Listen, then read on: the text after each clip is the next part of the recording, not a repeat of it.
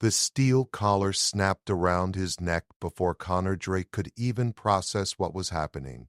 He hit the auction block hard, knees slamming against cold metal. The amphitheater roared with alien voices, thousands of them chittering and howling in languages that made his skull ache. Purple light swept across his face. Something with too many eyes leaned forward from the front row, its translator device crackling. Human specimen male 26 rotations, it announced, purchased from the Outer Reach salvage operation. No prior domestication. Connor's heart hammered against his ribs. 3 weeks ago, he'd been a cargo pilot running medical supplies to Mars. Then the jump gate malfunctioned and spat his ship into a sector no human had ever mapped. The insectoid patrol found him drifting, unconscious, out of fuel. He thought they'd kill him. Instead, they sold him. "Bidding starts at 40 credits, the auctioneer buzzed. The collar pulsed. Connor's muscles locked. He couldn't move, couldn't speak, could only breathe in short, desperate gasps while alien faces studied him like livestock. 50, someone clicked from the left. 60, hissed another. 100 credits. The voice cut through the chaos like a blade through silk. Female, humanoid, confident. The amphitheater went silent. Connor's eyes found her in the upper tier. She stood alone in a private booth, backlit by crimson light, tall impossibly so, with skin that shimmered between silver and pearl. Her features were almost human, but sharper, more refined, as if evolution had another million years to perfect the design. Hair like spun starlight fell past her shoulders. She wore armor that looked both ceremonial and lethally functional. 100 credits? The auctioneer repeated, its mandibles clicking nervously. Any counter? No one spoke. Sold to Lady Vera of House Collis. The collar's pulse shifted. Connor gasped as control returned to his limbs. Guards grabbed his arms, hauled him off the platform, dragged him through corridors that smelled of ozone and fear. His mind raced. A pet. They were going to make him a pet. He'd heard the stories from the holding cells, whispered by other captured species. Some owners were cruel, some were indifferent, none were kind. The guards threw him into a transport pod, the door sealed with a hiss. Through the viewport, he watched the auction house shrink away. The pod accelerated toward a sleek ship, hovering in orbit, all black metal and elegant curves. Rich, powerful, dangerous. Connor's hands shook. He'd survived the void. He'd survived capture. But as the transport docked and the airlock began to cycle, he realized survival might be the easy part. The door opened. She stood there, Vera, even more striking up close. Her eyes were violet, depthless, and fixed entirely on him. "Welcome aboard," she said in perfect English. "We have much to discuss." The ship's interior looked like a palace wrapped in a warship. Connor stumbled forward as the guards released him, his boots hitting polished obsidian floors. Holographic star charts rotated along the walls. Weapons racks lined the corridors, each holding devices he couldn't begin to identify. Vera moved ahead of him with fluid grace, her armor catching the ambient light. She didn't look back. She didn't need to. The collar around Connor's neck hummed with a low frequency that made it clear running wasn't an option. "You're wondering why I paid so much for you," she said. "Not a question, a statement." Connor's jaw tightened. The thought crossed my mind. Honesty? She led him into a circular chamber dominated by a central table made of something like crystallized smoke. The walls displayed a three-dimensional battlefield, frozen mid-explosion. Most species grovel immediately. Humans are different. We're stubborn. You're survivors. Vera touched a control panel. The battlefield vanished, replaced by images of Earth, cities, oceans, mountains. Connor's chest constricted at the sight of home.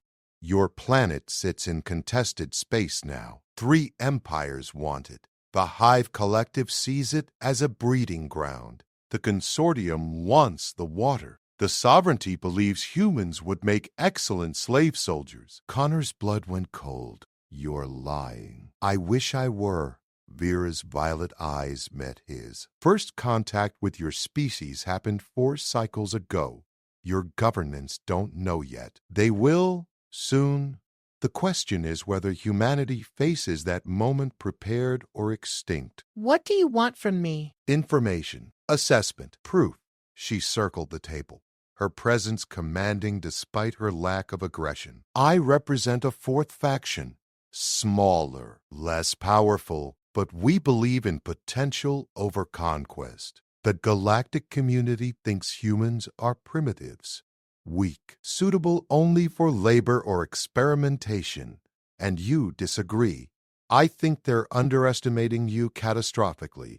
Vera stopped directly across from him. But I need to be certain before I commit my house's resources to defending your world. So I bought you, to study you, to test it, to see if humanity deserves salvation or if the galaxy would be better off letting nature take its course. Connor's hands clenched into fists. The collar pulsed a warning. He forced himself to breathe, to think past the rage building in his chest. You want to see if we're worth saving? Yes. By keeping me as a prisoner, by giving you a choice. Vera pressed a control. The collar around Connor's neck split apart and clattered to the floor. He grabbed his throat, gasping. You can leave. There's an escape pod 3 corridors aft. It has enough fuel to reach neutral space. You'll be free. Connor stared at her. What's the catch? No catch. But if you run, I'll mark humanity as cowards in my report. The Council will greenlight the invasions within a month. Your species will be conquered, scattered, enslaved across 100 worlds before your leaders even understand what's happening. That's not a choice. That's blackmail. That's reality. Vera's expression didn't change, but something flickered in her eyes. Respect, maybe, or curiosity. The alternative is you stay. You work with me. You prove that humans can adapt, can fight, can stand alongside species that have been spacefaring for millennia. You become the evidence I need to convince the Council that Earth deserves protection, not exploitation. Connor's mind raced. Every instinct screamed at him to run, to find a way home, to warn everyone. But if she was telling the truth, running meant dooming billions. And something in her voice, in the way she'd removed the collar without hesitation, made him think she wasn't bluffing. What kind of tests? He asked. Combat trials, strategic simulations, cultural exchanges, survival scenarios. Vera gestured to the frozen battlefield on the walls. I need to see how humans think under pressure, how you solve problems other species consider impossible, how you react when everything seems lost. Sounds like hell. It will be. She moved toward a doorway that Iris opened at her approach. But if you succeed, you save your world. If you fail, at least you tried. She paused, looking back at him over her shoulder. Decide now, Connor Drake. Run or fight. There won't be another opportunity. Connor looked at the corridor leading to the escape pods, then at Vera, then at the image of Earth rotating slowly on the display. He thought about his sister in Denver, his parents in Seattle, 7 billion people who had no idea their lives hung in the balance. I'll stay, he said, but I want something in return. Vera's lips curved into the smallest smile. Name it. When this is over, when I prove humans are worth defending, you help me get home. You help me warn them what's coming. Agree. She extended her hand, an oddly human gesture. Connor shook it. Her grip was iron wrapped in silk. Welcome to the war, human. Try not to die in the first trial. What's the first trial? The ship lurched violently. Alarms shrieked through the corridors. Vera's expression shifted instantly from calm to deadly focus. "That," she said, as explosions blossomed across the view screen, "would be the ambush I expected 3 hours from now." The ship shuddered as energy weapons tore into the hull. Connor grabbed the table to steady himself while Vera sprinted toward a weapon rack with inhuman speed. She tossed him something that looked like a rifle crossed with a lightning rod. "Can you shoot?" she demanded. "I can learn fast." "Good enough." She pulled a curved blade from her belt and a pistol that hummed with contained power. 3 raider vessels, scavengers, they track auction house departures, looking for easy targets. Connor checked the weapon, finding controls that seemed intuitive despite their alien design. A trigger, a power cell, a sight that projected directly onto his retina when he shouldered it. They picked the wrong ship. They picked the wrong day. Vera's voice carried through a communicator that materialized near her jaw. "Shields at 60%. Hull breaches on decks 4 and 7. Boarding pods inbound." The ship's AI responded in a melodic tone that somehow conveyed urgency. 22 hostiles detected, 16 Krill raiders, 6 Voss mercenaries. Estimated time to breach, 40 seconds. Connor's pulse hammered. 40 seconds. He'd been aboard this ship for less than 10 minutes, and already something was trying to kill him. The HFY spirit his grandfather always talked about kicked in. That stubborn human refusal to lie down and die. "Where do you need me?" Vera's eyes flashed with approval. "Deck 4. Hold the primary corridor. Nothing gets through to the command center." "What about you?" "Deck 7. I'll cut off their advance from below." She moved toward the exit, then stopped.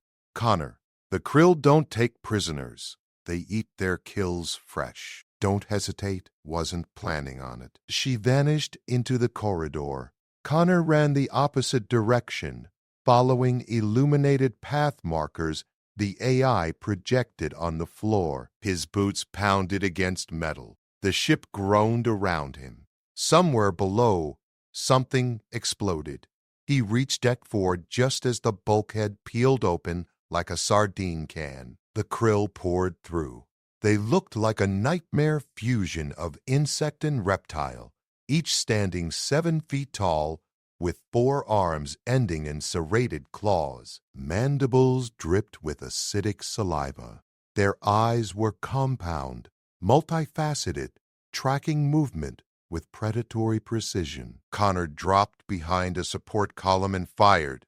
The weapon kicked harder than anything he'd used on Earth. The shot punched through the lead Cryal's chest and sent it sprawling backward into its companions. Blue blood sprayed across the walls. The others shrieked and scattered, moving with terrifying speed. 2 split left. 3 went right.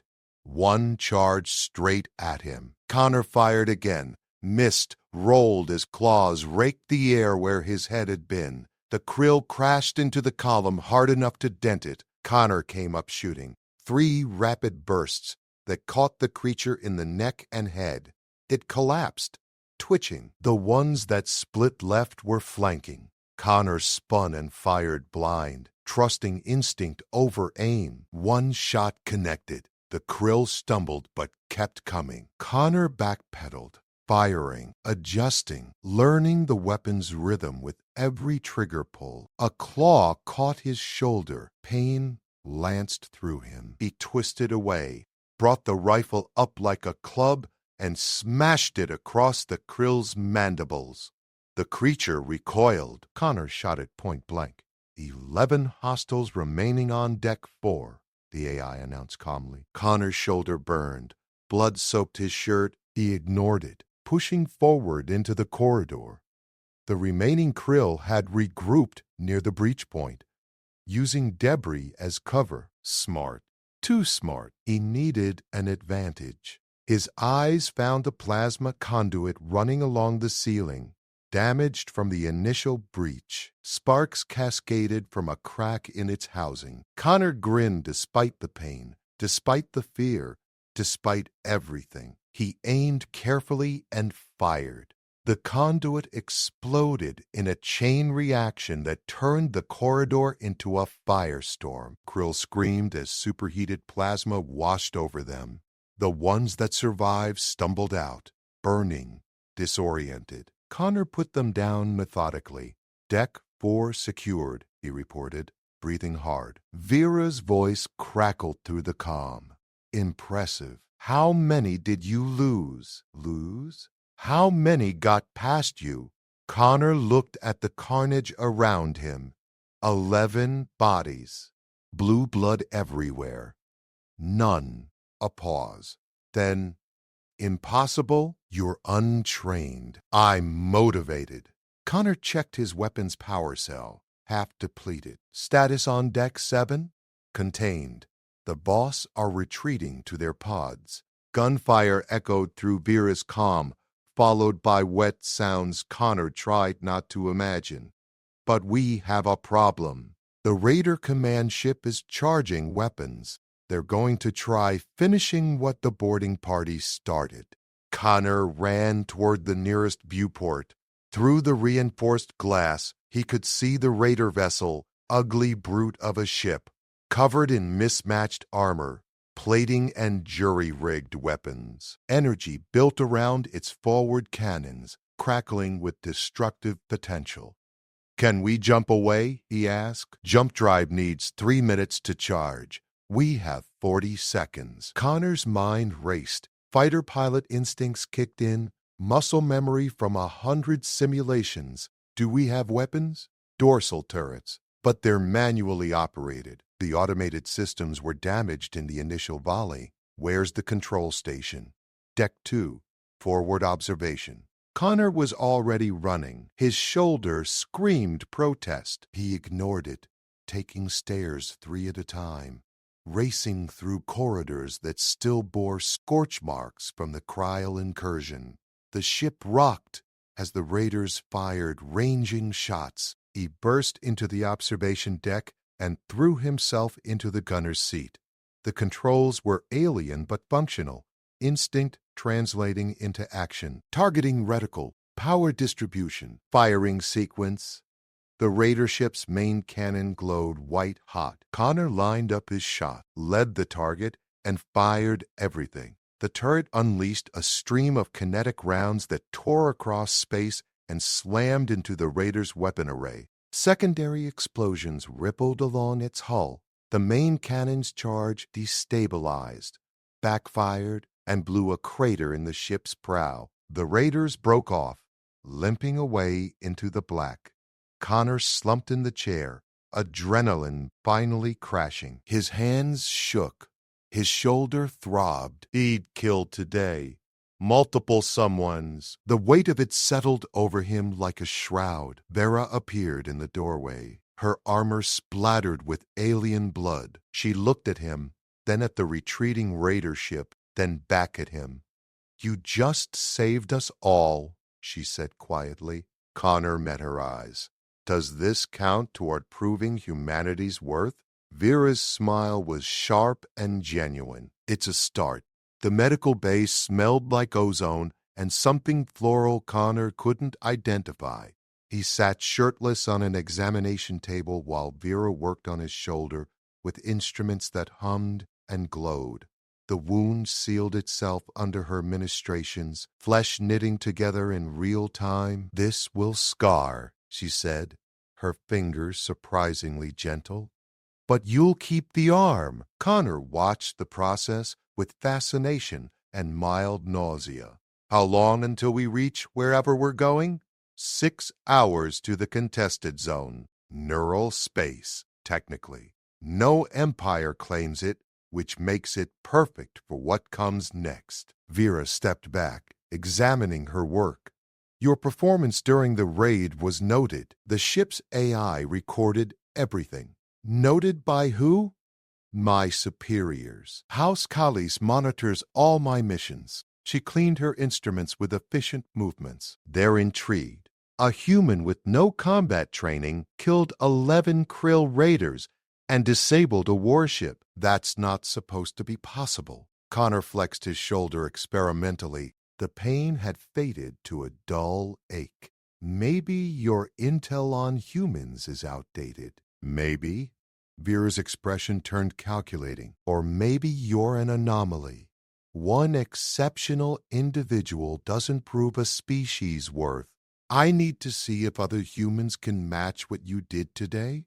You want to test more of us? I want to recruit more of us. She pulled up a holographic display showing a star map. 20 systems highlighted in red. These are the locations where humans have been captured over the past 4 cycles. Slave markets, research facilities, private collections. Approximately 200 of your people are scattered across the sector. Connor's blood went cold. 200, give or take. Most don't even know Earth is in danger. They think they're alone, that their captures were random misfortune. Vera zoomed in on one system, but if we could find them, free them, train them, we'd have a force. A demonstration that humanity can fight, can organize, can be valuable allies rather than exploitable resources. You want to build an army? I want to build proof. Her violet eyes locked onto his. The council convenes in 30 cycles. That's when they'll debate Earth's fate. If I walk into that chamber with 200 humans who've proven themselves in combat, who've shown tactical brilliance and adaptability, the vote shifts dramatically. Connor stood, ignoring the lingering dizziness. And if we fail, if these people can't fight like you need them to, then Earth falls and humanity becomes a footnote in galactic history. Vera's bluntness cut like a blade. I won't lie to you, Connor. The odds are terrible. Most species that reach this stage either unite and survive or fracture and die. There's no middle ground. How do we start? Vera smiled. We start with the nearest facility, a research station in the Kelos system. They have 37 humans in cryostorage purchased for genetic experiments. Security is moderate. Getting in won't be the hard part. What's the hard part? Convincing 37 terrified, traumatized people to trust an alien who shows up claiming she wants to save their world. Vera gestured toward the door. You'll be the bridge, the familiar face, the proof that cooperation is possible. Connor processed that. Leading a rescue mission into hostile territory with no real training, trying to convince desperate people to join a war they didn't know existed. It sounded insane. It sounded exactly like something humans would do. I'm in, he said. But I need gear, real gear, and I need to know what I'm walking into. Vera led him deeper into the ship, through corridors that opened into an armory that made Connor's jaw drop. Weapons from 100 worlds lined the walls. Armor suits stood like silent sentinels. Holographic training dummies flickered in combat poses. Pick what feels right, Vera said. The AI will adjust for your physiology. Connor approached a set of light armor, black and flexible with integrated shielding. It reminded him of tactical gear from Earth, but sleeker, more advanced. He touched it, and the suit flowed onto his body like liquid metal, conforming perfectly to his frame. How does it feel? Vera asked. Like a second skin. Connor moved, testing range of motion perfect. He selected a rifle similar to what he'd used during the raid and a pistol that felt balanced in his grip. What about extraction? How do we get them out? Stealth insertion via drop pod. We hit the facility during shift change when security is transitioning. The humans are in sub-level 3. We get in, wake them up, get out.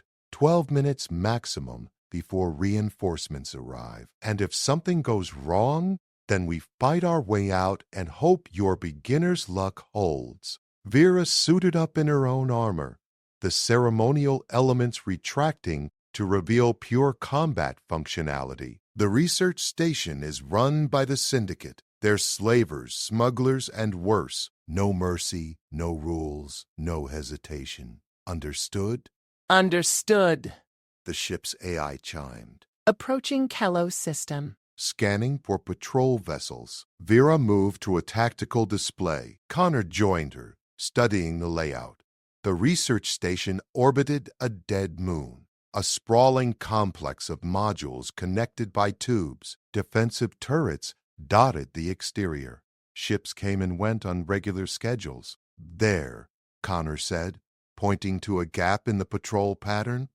15-minute window every 3 hours when the south quadrant is exposed. Vera looked at him sharply. You see that from a single scan?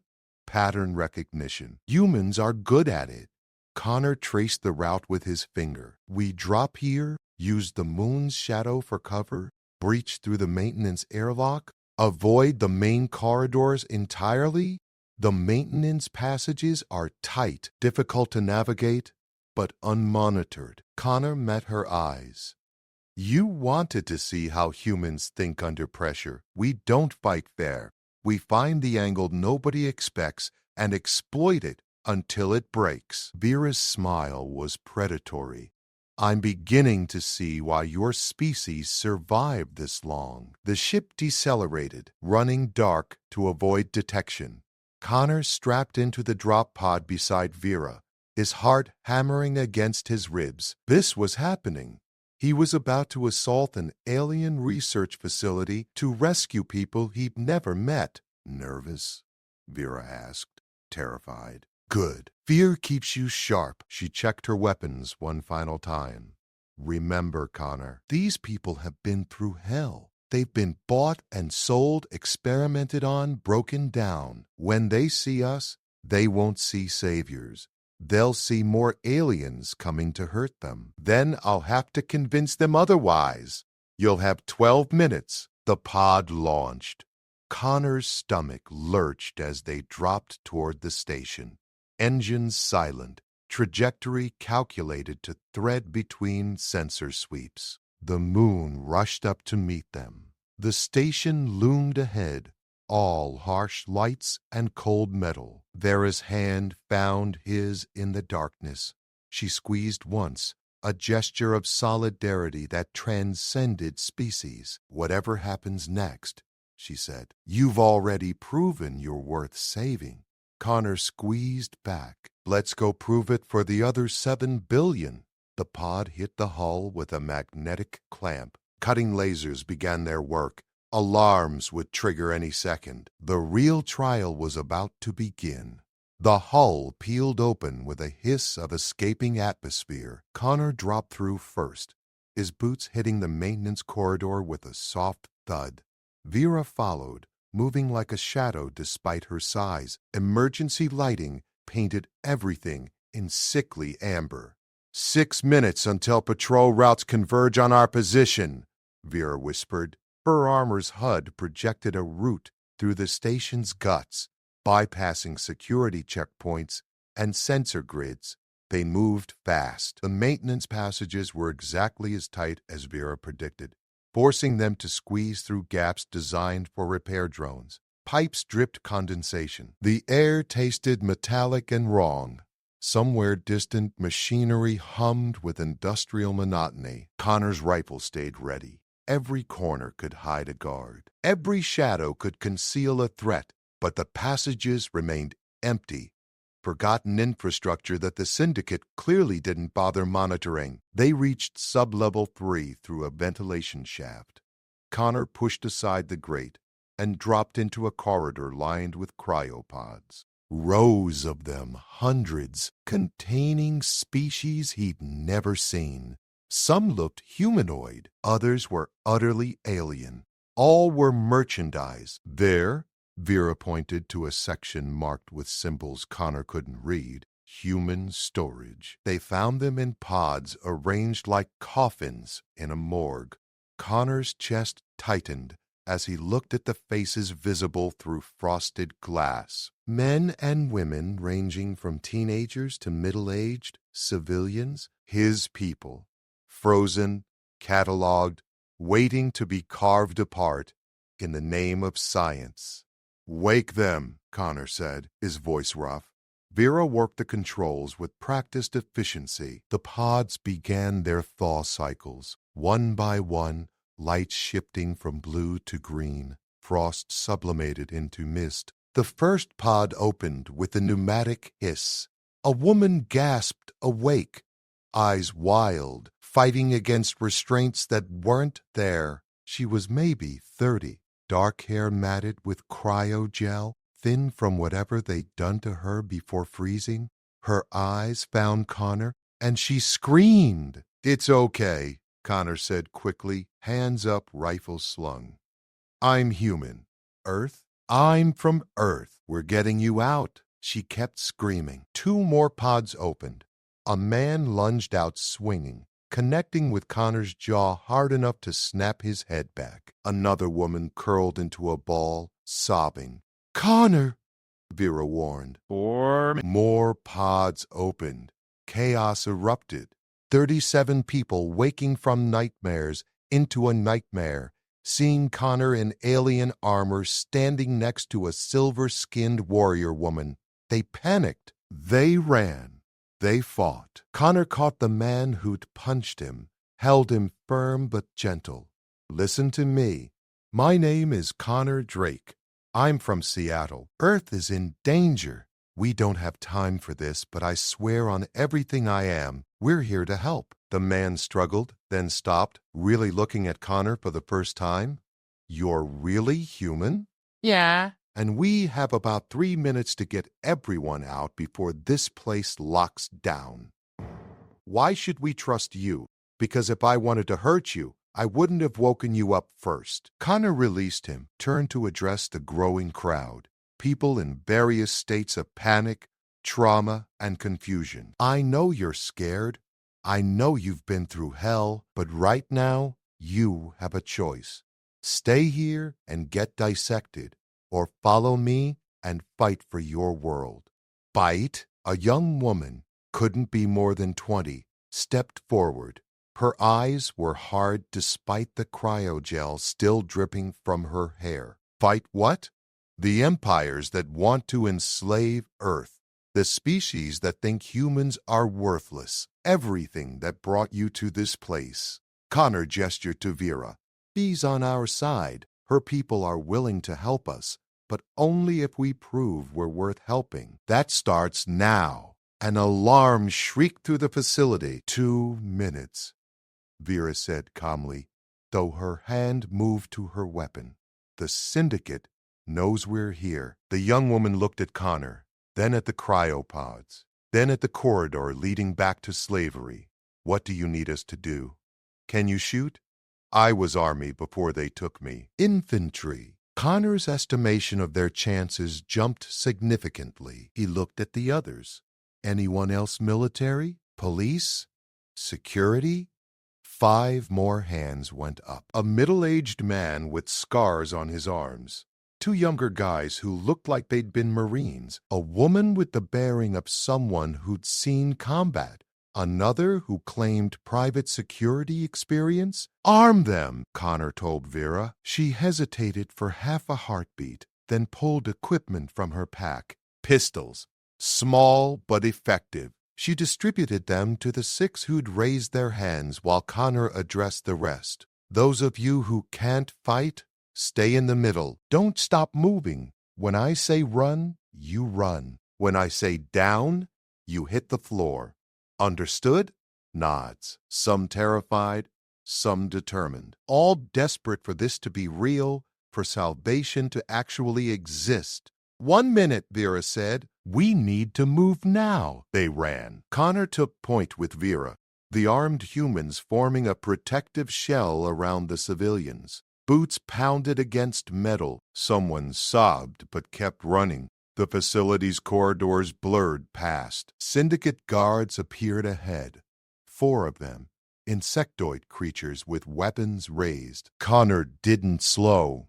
He fired on the move, dropping 2 before they could react. The young army woman took down the 3rd with a clean headshot. Vera's blade flickered, and the 4th guard collapsed in pieces. "Keep moving," Connor shouted. More guards! A dozen this time, blocking the path to the hangar where Vera's ship waited.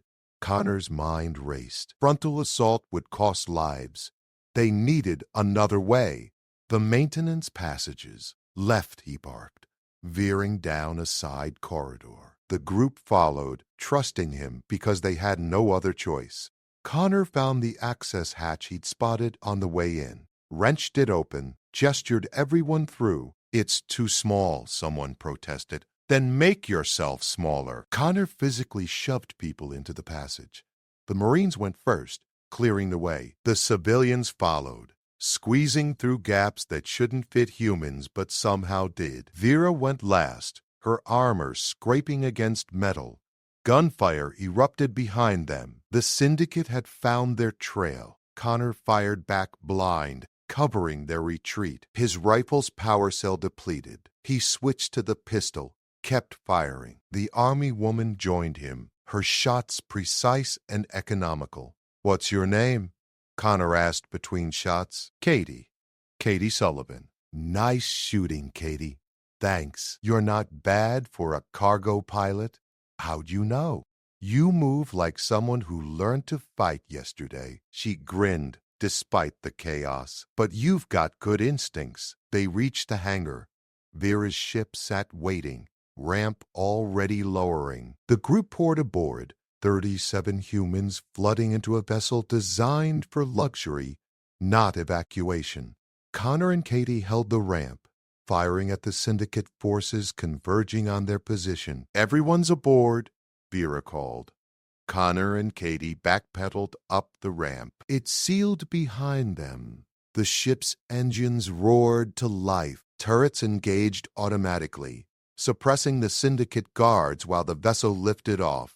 They punched through the hangar doors in a shower of sparks and twisted metal. The research station's defense grid came online too late. Vera's ship was already accelerating, jumping to FTL before the Syndicate could scramble interceptors. Connor collapsed against a bulkhead, breathing hard. Around him, 37 rescued humans did the same. Some cried, some laughed, some just stared at nothing, processing what had just happened. Katie sat down beside him. So, Earth is in danger. We're supposed to fight empires, and our best ally is a beautiful alien woman with a sword. Connor looked at Vera, who was piloting the ship with one hand while treating a minor wound with the other. That about sums it up. Could be worse. How? Katie's smile was sharp. We could still be in those pods? The training deck looked like it had been designed to break people. Gravity shifted without warning. Holographic enemies materialized from nowhere. The floor opened into chasms that weren't really there, but felt real enough to trigger every survival instinct. Connor watched 37 humans struggle through the first simulation. Most failed within minutes. A few lasted longer. Katie made it to the 15-minute mark before a holographic krill raider tore through her defenses. Again, Vera commanded from the observation platform. Katie reset without complaint. The simulation began anew. This time she lasted 18 minutes. 3 days had passed since the rescue. 3 days of non-stop training, evaluation, and brutal honesty about what they faced. Vera pushed them hard because time was a luxury they didn't have. 27 cycles until the council convened. 27 cycles to turn traumatized civilians into a fighting force. They're improving, Connor said, standing beside Vera. His shoulder had healed completely, leaving a thin scar he wore like a badge. Not fast enough. Vera pulled up performance metrics. Red indicators outnumbered green 3-1. Half of them freeze when confronted, a quarter panic. Only 6 show real combat potential. They've been prisoners, victims. You can't expect them to become soldiers overnight. I can and I must. Vera's voice carried an edge Connor hadn't heard before. Frustration, maybe, or fear. The council won't be impressed by effort. They need results, victories, proof that humans can hold their own against species that have been fighting wars for millennia. Connor studied the metrics more carefully. Katie topped the list by a significant margin. The former Marines weren't far behind, but the gap between them and everyone else was vast. What if we're approaching this wrong? Explain, you're training them like soldiers. Standard protocols, standard tactics. But humans don't win by being standard. Connor gestured to the simulation where a middle-aged accountant named Greg was trying and failing to engage a holographic opponent. We win by being unpredictable, by using what we have in ways nobody expects. Vera's eyes narrowed. You want to teach them to cheat? I want to teach them to survive. Connor moved to the control panel. End simulation. Everyone to the center. The holograms vanished. 37 exhausted, frustrated humans gathered in the training deck center. Greg looked ready to quit. Others weren't far behind. Show of hands, Connor said. How many of you were military before you got taken? 6 hands. He'd known the answer, but needed everyone else to see it. How many were civilians? Regular jobs, regular lives, never touched a weapon? 31 hands. Here's the truth. Vera's people are evaluating us based on combat performance. Traditional metrics, kill ratios, tactical efficiency, standard military stuff. And by those standards, most of you are failing. Vera shot him a warning look. He ignored it. But humans didn't conquer Earth by being the strongest or fastest or having the best natural weapons. We did it by being clever, adaptable, stubborn enough to turn every disadvantage into an advantage. Connor walked among them, making eye contact. Greg, what did you do before? The accountant blinked. Financial analysis, corporate fraud investigation. So you're good at finding patterns, seeing things others miss, I suppose. That's valuable in combat, predicting enemy movements, spotting weaknesses in defenses. Connor moved on. Sarah, what about you? A woman in her 40s with graying hair spoke quietly. Chemical engineer. Perfect. You understand compounds, reactions, how substances interact? That translates to explosives, chemical warfare, environmental manipulation. Connor addressed the whole group. Every single one of you has skills the galaxy doesn't expect. We just need to weaponize them.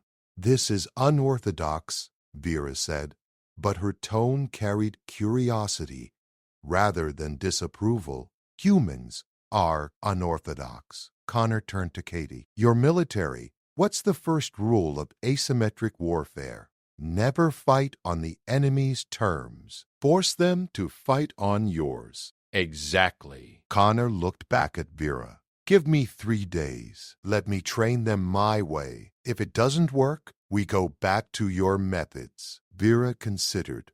The ship's AI chimed softly, updating the timeline. 26 cycles remaining. Every day mattered. Every hour counted.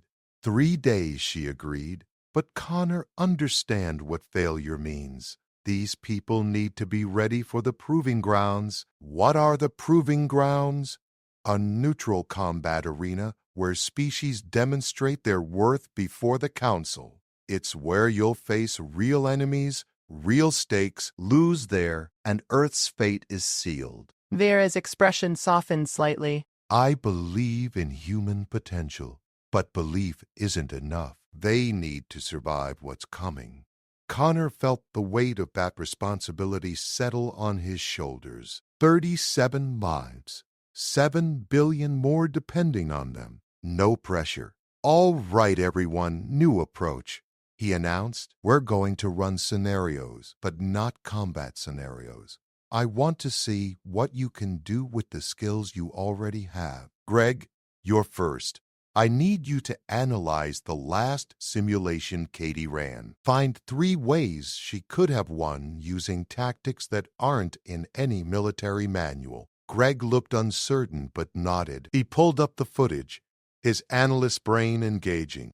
Connor spent the next hours doing the same with everyone. Sarah, the engineer, designed traps using materials from the ship. A former teacher named Marcus developed communication protocols for coordinating untrained fighters. Two brothers who'd been construction workers figured out how to use the environment itself as a weapon.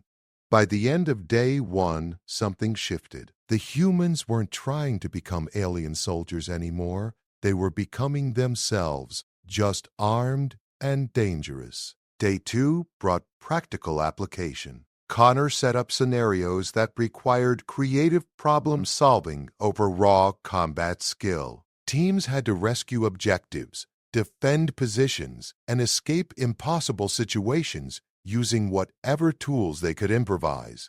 Katie's military precision, combined with Greg's analytical mind, created devastating ambush tactics. Sarah's chemical knowledge turned ordinary supplies into improvised explosives.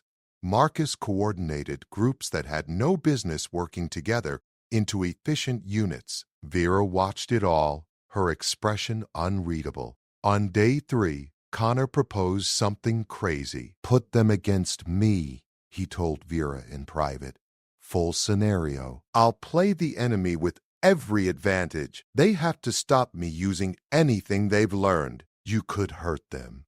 They need to know they can handle real threats. I'll use training safeties, but I won't hold back tactically." Vera smiled. "You've changed in these few days." "How so?"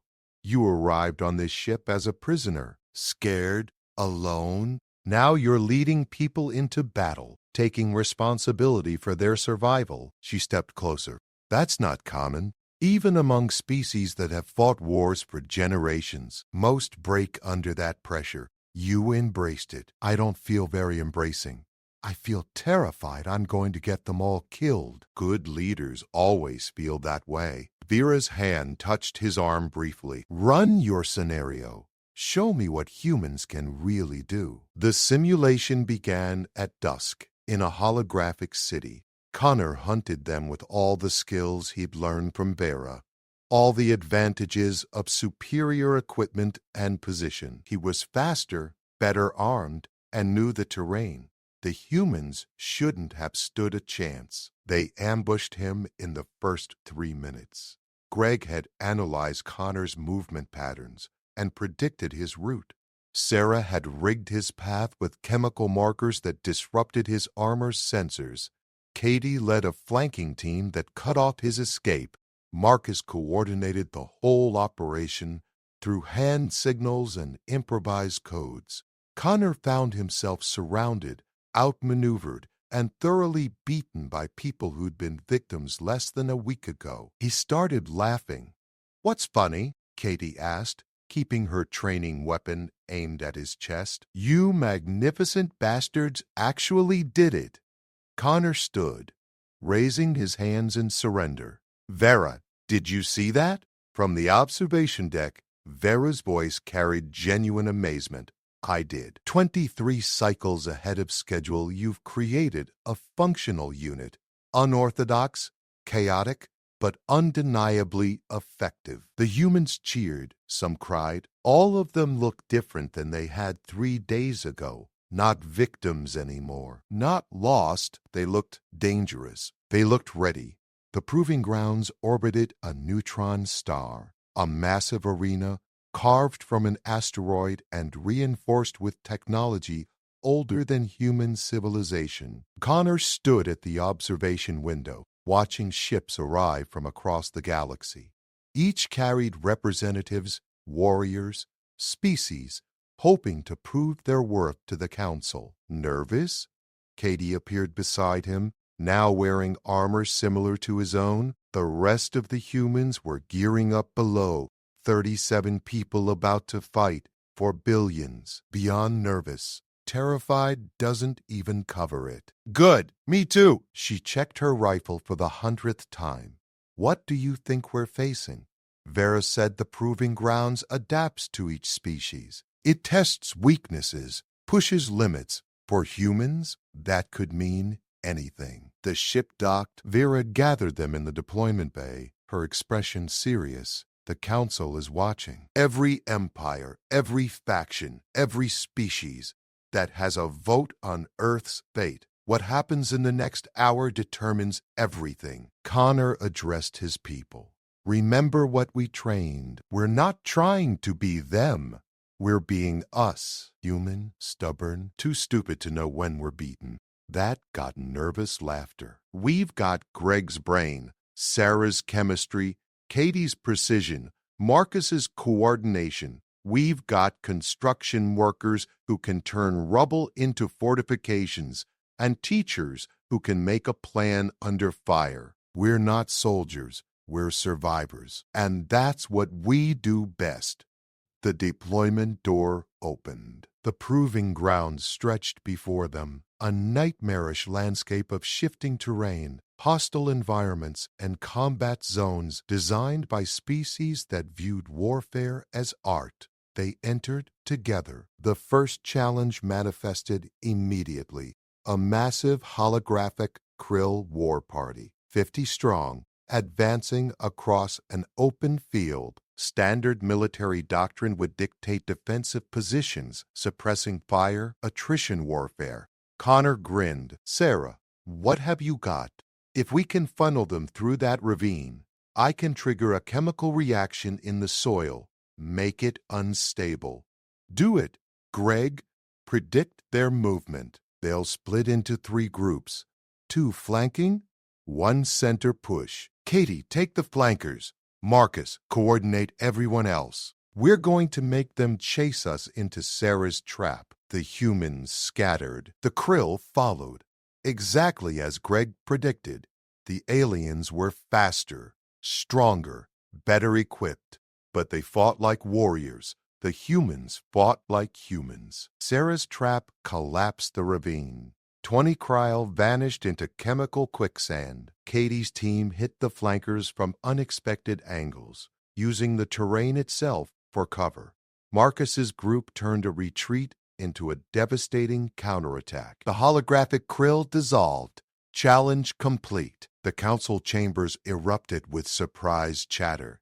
Connor could hear it through the arena's speakers. The second challenge was worse.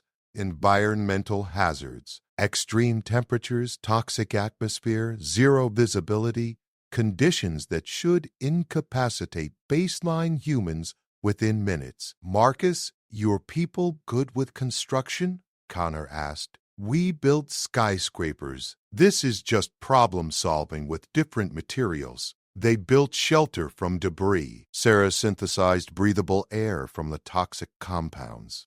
Greg calculated safe paths through the hazards. They didn't just survive the environment, they conquered it. Challenge 3 brought actual combatants, not holograms. Real warriors from species asking for council recognition. A proud avian race that fought with honor and aerial superiority. They expected ground-based opponents to be easy prey. The humans refused to stay on the ground. Using salvaged materials and Sarah's engineering, they built grappling systems. Katie led teams that turned the 3-dimensional battlefield into an ambush nightmare. The avians had the advantage of flight. The humans had the advantage of unpredictability. When the avians dove, expecting easy targets, they found humans swinging between structures like demented primates with guns. Marcus coordinated attacks from angles the avians' doctrine didn't account for. Greg identified patterns in their flight and predicted vulnerabilities. The avians surrendered, confused and impressed. The final challenge appeared. A single opponent, massive, armored, enhanced with technology that made it nearly invincible. It stood in the arena's center, waiting.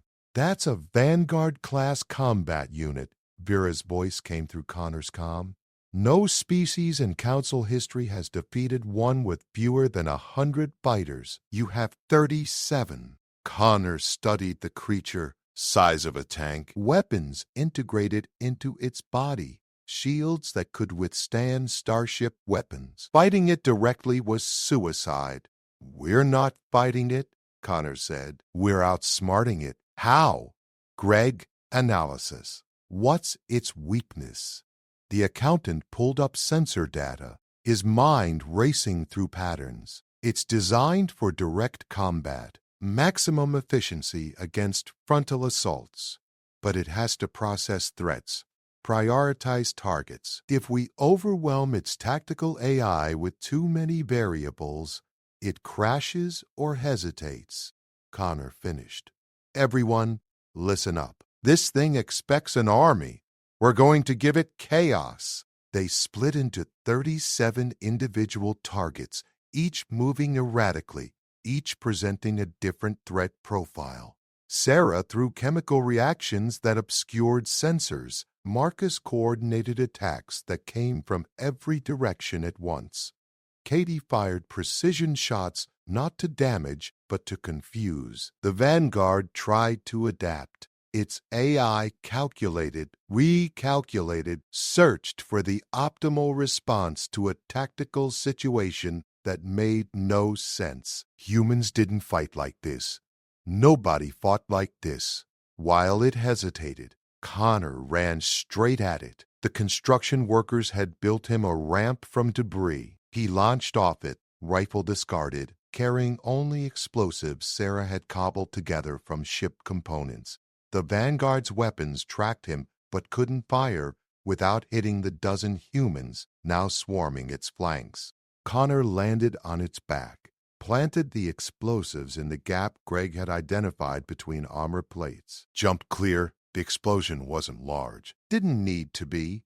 It just needed to sever the connection between the Vanguard's AI and its motor functions. The massive combat unit toppled, disabled by a cargo pilot, an accountant, a chemical engineer, and 34 people who refused to accept that they were supposed to lose. The arena fell silent. Then the council chambers erupted in debate. Connor could hear dozens of alien voices arguing in languages he didn't understand, but he understood the tone. Shock, disbelief, grudging respect. Vera's ship collected them. They returned to the observation deck, exhausted, battered, but alive, all 37, not one lost. Vera met them there. Her expression was complicated.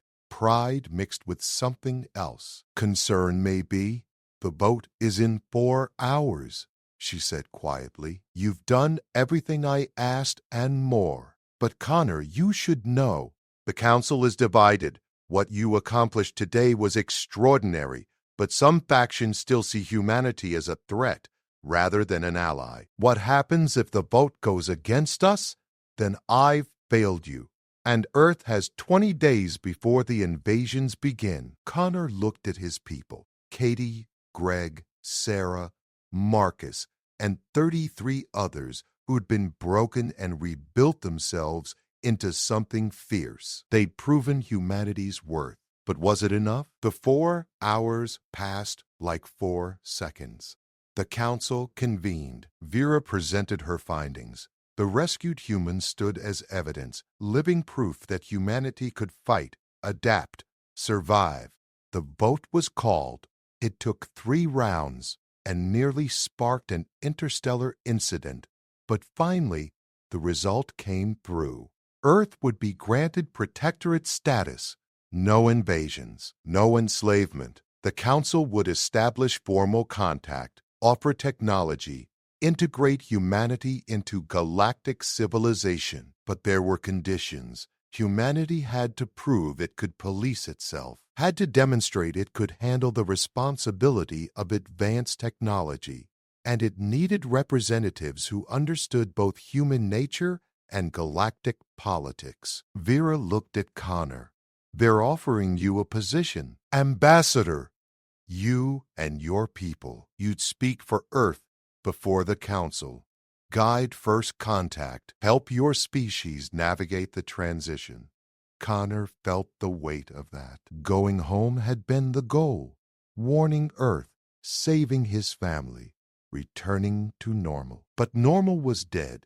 Normal ended the moment alien empires decided Earth's fate. Someone had to stand between humanity and the galaxy, someone who understood both sides. He looked at Katie. She nodded, looked at the others. They nodded too. "We accept," Connor said, "but we do it our way." "Human way," Vera smiled. "I wouldn't expect anything less." 3 months later, the first council delegation arrived at Earth. Governments panicked. Militaries mobilized. The world balanced on the edge of chaos. Then Connor Drake appeared on every screen across the planet. A human standing beside an alien woman with silver skin and violet eyes. He told them everything. The danger they'd faced, the war they'd avoided, the future they could build. It wasn't perfect. Humanity stumbled through first contact like it stumbled through everything, with conflict and debate and stubborn refusal to do things the easy way. But they survived. They adapted. They proved the galaxy right to take a chance on them. And Connor, the cargo pilot who thought he'd be given a pet, instead found himself standing beside the most dangerous woman in the galaxy, helping shepherd humanity toward the stars. Some stories end with the hero going home. This one ended with home expanding to include the universe.